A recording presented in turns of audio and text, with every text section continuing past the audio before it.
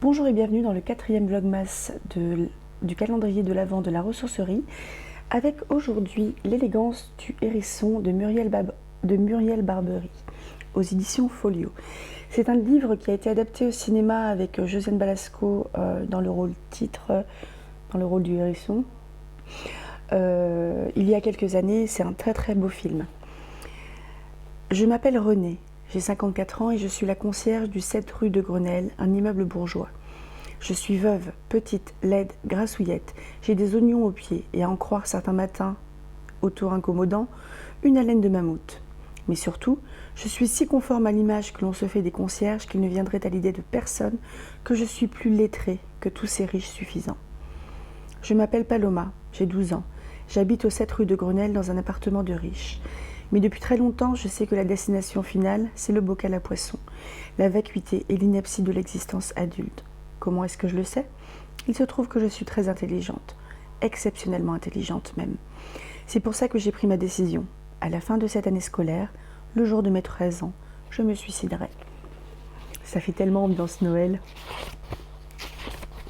Je vais vous lire un petit bout du premier chapitre qui s'appelle « Qu'il sème le désir ». Marx change totalement ma vision du monde, m'a déclaré ce matin le petit Palière, qui ne m'adresse d'ordinaire jamais la parole.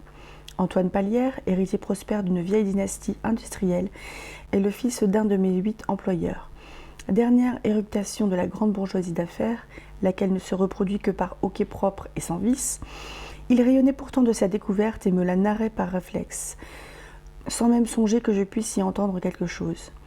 Que peuvent comprendre les masses laborieuses à l'œuvre de Marx?